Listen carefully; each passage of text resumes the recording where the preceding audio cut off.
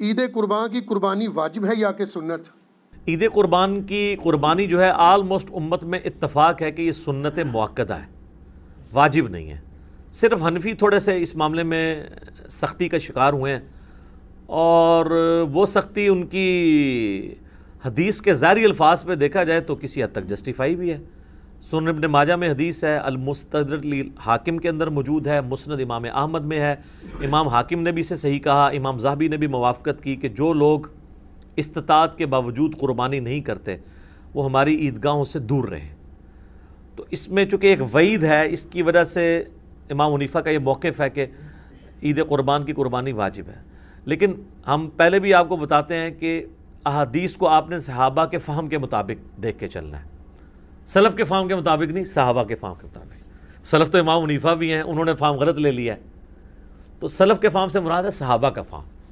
صحابہ کا فہم یہ ہے کہ مصنف عبد الرزاق میں اور سنن الکبریٰ البیہقی کے اندر موجود ہے کہ سیدنا ابو بکر اور عمر رضی اللہ عنہما بعض اوقات جان بوجھ کے عید قربان کی قربانی چھوڑ دیا کرتے تھے تاکہ لوگ اسے واجب نہ سمجھ لیں۔ تو عید قربان کی قربانی سنت ہے، واجب نہیں۔ اہل تشیع کے ہاں بھی یہ سنت ہے، واجب نہیں ہے۔ رہا احادیث میں سے یہ ایک حدیث ہے، اس حدیث کے اوپر بھی ہر صحت پہ اختلاف ہے، بہرحال آلموسٹ حسن درجے کی تو یہ بن ہی جاتی ہے روایت۔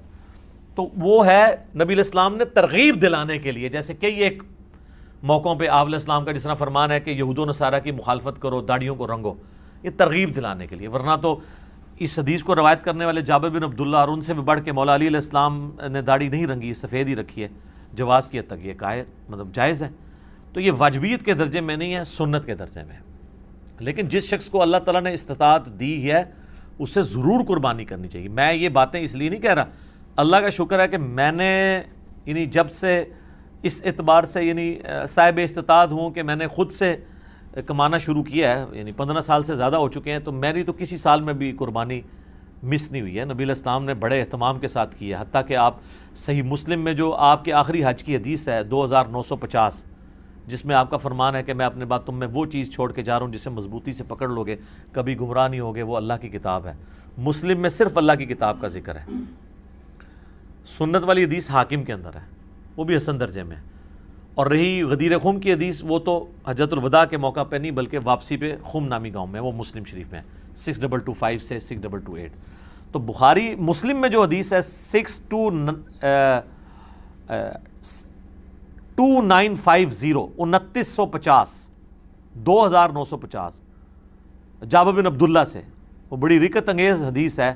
جابر بن عبداللہ آلموسٹ نابینا ہو چکے ہوتے ہیں، تو امام باقر ان کو ملنے کے لیے جاتے ہیں، تو ان کو بتایا جاتا ہے کہ حضور کا بچہ ہے آپ کے پاس، امام باقر حضرت حسین کے پوتے، تو وہ ان کو اپنے پاس بٹھاتے ہیں، تو حضرت امام باقر اس حدیث کو روایت کرتے ہیں، اور امام باقر سے امام جعفر صادق نے بیان کیا ہے، اور 2 واسطوں سے امام مسلم نے لی ہے۔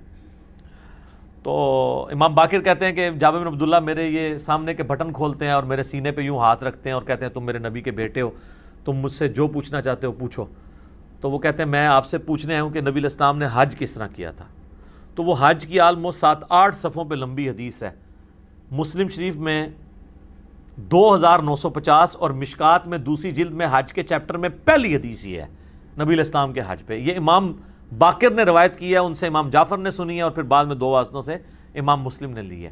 اس میں الفاظ ہیں کہ یمن سے نبی علیہ السلام نے 100 اونٹ منگوائے حجۃ الوداع کے موقع پر، 63 اونٹ آپ نے اپنے مبارک ہاتھوں سے نہر کیے ایک حج کے موقع پہ، 63 اونٹ، اور یہ حضور اپنی طرف سے کر رہے ہیں، اور باقی 37 جو ہیں وہ مولا علی کو کہا کہ تم نے کرنا ہے۔ تو 63 میں اشارہ تھا کہ آپ کی چونکہ زندگی مبارک کے 63 سال ہیں، آپ نے پورے سال ایک سال کی قربانی ایک ہی دفعہ کی ہے۔ اور اس کے بعد جابر بن عبداللہ کہتے ہیں کہ جب وہ 100 کے 100 اونٹ نہر ہو گئے تو نبی علیہ السلام نے حکم دیا کہ ہر اونٹ میں سے ایک ایک بوٹی لی جائے، اور وہ ساری 100 کی 100 بوٹیاں ایک دیگ میں ڈال کے پکائی گئیں، ہر ایک جانور سے ایک بوٹی لے کے۔ اور پھر جابر بن عبداللہ کہتے ہیں کہ مولا علی نے اور نبی علیہ السلام نے ایک دسترخوان پہ بیٹھ کے تناول فرمایا۔ ٹھیک ہے جی، تو وہ پوری کی پوری حدیث جو ہے نا بڑی رکت انگیز ہے پڑھنے والی، نبی علیہ السلام کے آخری حج کا بیان، حجۃ الوداع۔ تو اس سے بھی یہ بات پتہ چلی کہ نبی علیہ السلام نے اس سنت کا بڑا اہتمام کیا ہے۔ لہٰذا اس چکروں میں تو پڑھنا ہی نہیں چاہیے کہ جناب واجب ہے یا سنت ہے. بھائی سنت ہے کریں گے.